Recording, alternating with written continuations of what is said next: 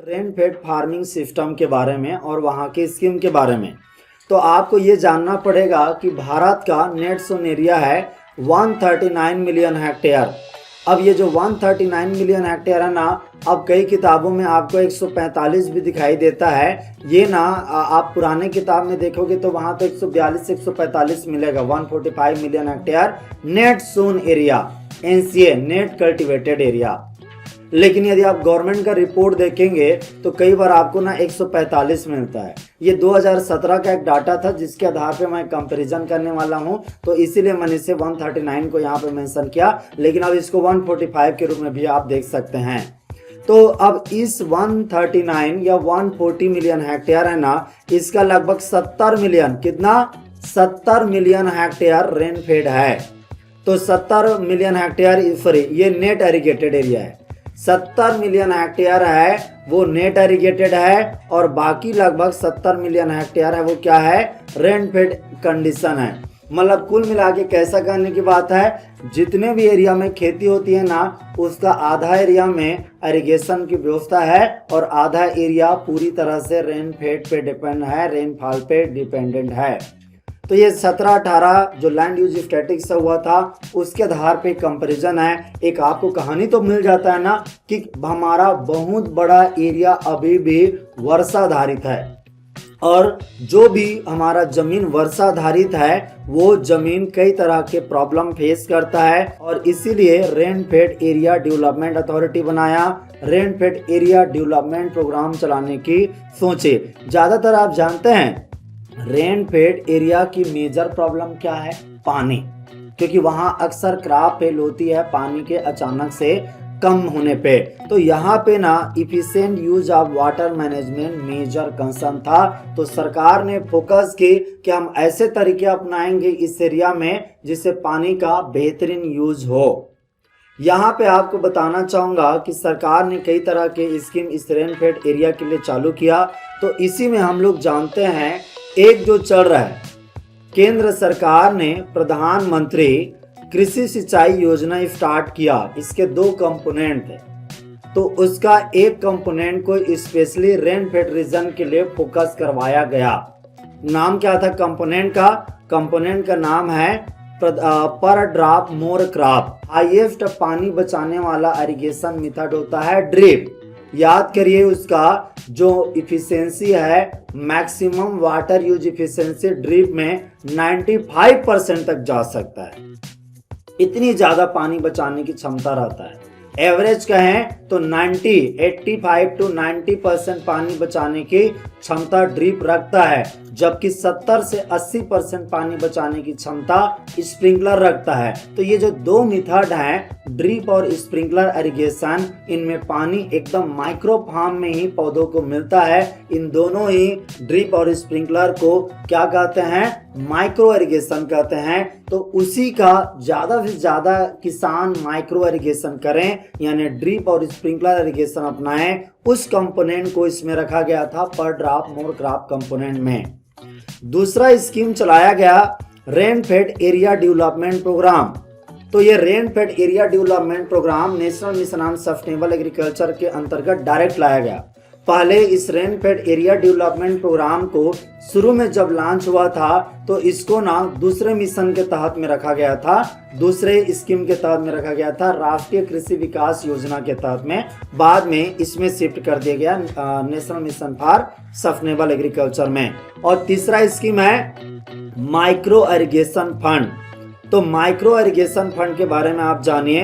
एक महत्वपूर्ण ये स्कीम है, और जो ये स्कीम है micro irrigation fund, this is the dedicated micro irrigation fund, और इसमें स्टार्ट किया गया था किसके इंस्टीट्यूशन से, नाबार्ड को। मतलब इसको चलाने का जिम्मेदारी किसका है, माइक्रो इरिगेशन फंड को चलाने की जिम्मेदारी नाबार्ड को। इसका स्टार्ट हुआ तो शुरू में कितना पैसा लगा था, 5,000 करोड़ 5,000 करोड़ के इनिशियल कॉर्पस से स्टार्ट किया था। ये IBPS FAO में भी पूछा जा चुका है, याद रखना, ठीक है। अब ये जान लीजिए कि अब इसमें और पैसा जोड़ दिया गया 500 करोड़, 5,000 करोड़। तो अब लगभग इसका टोटल कार्पस कितना हो गया, कितना इन्वेस्टमेंट हो गया इसमें, 10,000 करोड़ रुपीस इसमें इन्वेस्ट किया गया। तो ये बड़ा स्कीम है। और माइक्रो इरिगेशन फंड मतलब इसके तहत में जो भी किसान माइक्रो इरिगेशन अपनाएंगे यानी ड्रिप सिस्टम इंस्टॉल करेंगे अपने खेत में, स्प्रिंकलर लगाएंगे, उनको सब्सिडी में दिया जाएगा। तो सब्सिडी का पैसा कौन चुकाएगा, इस फंड से निकाल के सरकार आपके बिहाफ में उस कंपनी को या बेचने वाले को देंगे। समझ में आ रहा है। तो ये होना है। यहाँ सबसे पहले जानते हैं पर ड्रॉप मोर क्रॉप कंपोनेंट के बारे में। तो ये प्रधानमंत्री कृषि सिंचाई योजना जब 2015-16 में स्टार्ट हुआ तो उसी के अंतर्गत जो 2 स्कीम रखे थे उनमें से पहला कंपोनेंट पर ड्रॉप मोर क्रॉप है। इसी को ही हम लोग जिक्र कर रहे हैं। अब इसको मिनिस्ट्री ऑफ एग्रीकल्चर चलाती है। मिनिस्ट्री ऑफ एग्रीकल्चर का department of agriculture and cooperation. और इसका उद्देश्य क्या है, ओवरऑल वाटर यूज इफिशिएंसी को बढ़ाना और माइक्रो इरिगेशन ड्रिप सिस्टम और स्प्रिंकलर सिस्टम का उपयोग को बढ़ाना इसका उद्देश्य रहा है। ठीक है, समझ में आ गया। यहाँ आपको बताना चाहूंगा प्रधानमंत्री कृषि सिंचाई योजना, इसका जो पर ड्रॉप मोर क्रॉप है वो माइक्रो लेवल वाटर स्टोरेज को फोकस करता है। इसको भी फोकस करता है। मतलब आप कई जगह में जहाँ पे स्कीम चल रहा है ना, छोटे छोटे तालाब बना करके वाटर को स्टोरेज करने का काम करते हैं। जल कुंज जिसको माइक्रो कैचमेंट कहते हैं, छोटा पोखरी टाइप का छोटा सा एरिया में ना पानी इकट्ठा करने का काम, जिससे एक तरह से रेन वाटर हार्वेस्टिंग कर सकते हैं या वाटर कंजर्वेशन कहते हैं। अब आता है माइक्रो इरिगेशन फंड। जैसे मैंने बताया कि माइक्रो इरिगेशन फंड है वो 2019-20 में ₹5,000 करोड़ के स्टार्ट हुआ और नाबार्ड इसका मेन ऑर्गेनाइजिंग बॉडी है। इसको चलाने का काम नाबार्ड का है। और इस स्कीम का उद्देश्य ये था, ये वर्डिंग याद रखना, facilitate the state mobilising the resources for expanding coverage under the micro irrigation. केंद्र सरकार को ये लोन देते हैं या केंद्र सरकार को ये पैसा देते हैं, कौन, नाबार्ड, इस कार्यक्रम के तहत में, ताकि केंद्र सरकार को नहीं, स्टेट गवर्नमेंट को, ताकि स्टेट गवर्नमेंट है ना वो अपने किसानों को प्रेरित कर सके माइक्रो इरिगेशन अपनाने के लिए, ड्रिप इरिगेशन अपने खेत में इंस्टॉल करने के लिए, या जो स्टेट गवर्नमेंट ड्रिप पे या स्प्रिंकलर पे जो सब्सिडी दे पाती है ना, वो यहाँ से पैसा निकाल के दे पाते हैं। तो ये स्कीम है जहाँ से किसानों को मदद मिलती है। Under this scheme, state government are provided loan at a 3% below the cost of the fund. जो फंड मिलेगा उसके अतिरिक्त स्टेट गवर्नमेंट को 3% पे भी लोन मिलता है। तो ये स्टेट गवर्नमेंट को एक तरह से मदद करता है डायरेक्टली, और फिर स्टेट गवर्नमेंट किसको मदद करता है, किसानों को मदद करता है। तो स्टार्ट किया गया था 5,000 से, फिर 5,000 इसमें जोड़ दिया गया इस कार्यक्रम के तहत में। अब दूसरा है रेन फेड एरिया डेवलपमेंट।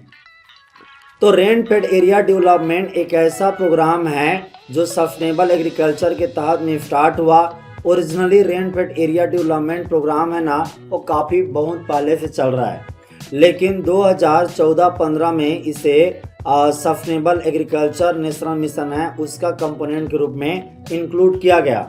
पहले ये rain fed area development programme है राष्ट्रीय कृषि विकास योजना के तहत में आता था। अब इसमें जैसे मैंने बताया कि इसमें मुख्य तौर पे किस चीज़ को फोकस करते थे, शुरू में ही बताया था मैंने, इंटीग्रेटेड फार्मिंग सिस्टम को। इसमें इंटीग्रेटेड फार्मिंग सिस्टम को प्रमोट करना, और दूसरा है पानी कंजर्व करना, पानी और जमीन को। तो रेन फेड एरिया प्रोग्राम में 2 मेजर फोकस थे, सोइल एंड वाटर कंजर्वेशन, और दूसरा था इंटीग्रेटेड फार्मिंग सिस्टम को प्रमोट करने का काम रेन फेड एरिया के किसानों के लिए डेवलप किया गया।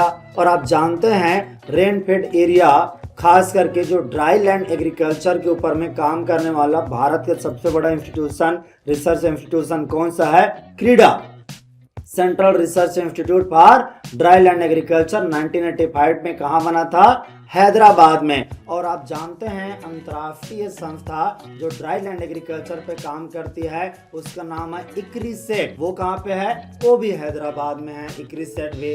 तो अंतर्राष्ट्रीय संस्था भी हैदराबाद में है, क्योंकि हैदराबाद का जो रीजन है ना वही असली ड्राई एग्रीकल्चर एरिया है। बाकी तो ड्राई लैंड एकदम एक्सट्रीम ड्राई लैंड आपको राजस्थान गुजरात में भी देखने को मिलेगा, लेकिन वो भी एरिया जो हैदराबाद के आसपास का एरिया है वो भी ड्राई लैंड से सफ़र करता है। तो इस तरह से रेनफेड एरिया डेवलपमेंट प्रोग्राम है ना, उसमें इंटीग्रेटेड फार्मिंग सिस्टम और इंटीग्रेटेड फार्मिंग सिस्टम में किसको फोकस करते हैं? मल्टी क्रॉपिंग को, रोटेशनल क्रॉपिंग को, इंटर क्रॉपिंग को, मिक्स्ड क्रॉपिंग को, ये सब चीज़ें हैं ना उनको horticulture, livestock, beekeeping, apiculture, sericulture सब के सामने फोकस करने की कोशिश किया जाता है। यहाँ आपको बताऊंगा रेनफेड एरिया डेवलपमेंट प्रोग्राम में ही the benefit of IFSR is under, मतलब IFS से क्या बेनिफिट होता है? इंटीग्रेटेड फार्मिंग सिस्टम का ओवरऑल प्रोडक्टिविटी बढ़ जाता है। Appropriate farming system based approach को अपनाते हैं तो निश्चित रूप से वहाँ पे इनकम बढ़ जाता है, वहाँ ओवरऑल रिस्क कम हो जाता है, क्रॉप फेल होने का चांस कम हो जाता है, क्योंकि वहाँ पे उसी तरह के सिस्टम अपनाते हैं, वहाँ किसान का इनकम बढ़ जाता है। अब हम बात करेंगे नेशनल रेनफेड एरिया अथॉरिटी। तो जो नेशनल रेनफेड एरिया अथॉरिटी है ये 3 नवंबर 2006 को, ये याद रखना, ये ईयर नोट कर लो, 3 नवंबर 2006 को national rainfed area authority establish किया गया। आज भी ये बहुत सारे एग्जाम में पूछा जाता है। ये एक एक्सपर्ट बॉडी है, ये गवर्नमेंट ऑफ इंडिया को एक तरह से गाइडलाइंस देता है, रिकमेंड करता है किस मुद्दे पे कि भैया रेनफेड एग्रीकल्चर एरिया है और ड्राई लैंड एग्रीकल्चर एरिया है, वहाँ के सिस्टम को अपग्रेड करना है, वहाँ को कैसे मैनेज करना है, इसके ऊपर में काम करके आइडिया या कॉन्सेप्ट या तरीका कौन देगा? यही नेशनल रेनफेड एरिया अथॉरिटी। ये गवर्नमेंट ऑफ इंडिया को रिपोर्ट सबमिट करते हैं कि हमें इन 5 सालों में ना ड्राई लैंड रीजन को इस तरह से डेवलप करें, ये एक्टिविटी करें। इस तरह का एक्सपर्ट बॉडी के रूप में ये इंस्टीट्यूशन काम करता है। यहाँ लगभग ये देखा जाता है कि इसका और क्या क्या कंट्रीब्यूशन है NRA का। तो NRA एक नॉलेज रिपोजिटरी के रूप में काम करता है। ड्राई लैंड एग्रीकल्चर और रेनफेड एग्रीकल्चर के बारे में कुछ भी जानना है तो आप इनके इंस्टीट्यूशन से आपको मिल जाएगा। इन्होंने 150 मोस्ट वुल्नरेबल रेनफेड डिस्ट्रिक्ट को पहचान भी किया और इनको टारगेट को लेकर के पॉलिसी बनाते रहते हैं। NRA is engaged in developing a national rainfed agriculture policy. NRA prepared drought proofing action plan for 24 most, मतलब 24 मोस्ट क्रिटिकल ड्राउट प्रोन जिले हैं ना, उनके लिए क्या तैयार किया इन्होंने? ड्राउट प्रूफिंग एक्शन प्लान, कि वहाँ सूखा जो पड़ रहा है उससे वहाँ के लोग कैसे बचें, क्या क्या करें, इसके लिए इन्होंने प्लान तैयार किया। इनका एक हिस्सा है। दूसरी बात, इनको ना नॉलेज पार्टनर भी बनाया गया है। डिपार्टमेंट ऑफ लैंड रिसोर्सेस ने एक वर्ल्ड बैंक का प्रोजेक्ट था, रिवार्ड प्रोजेक्ट था, उसके दायरे में।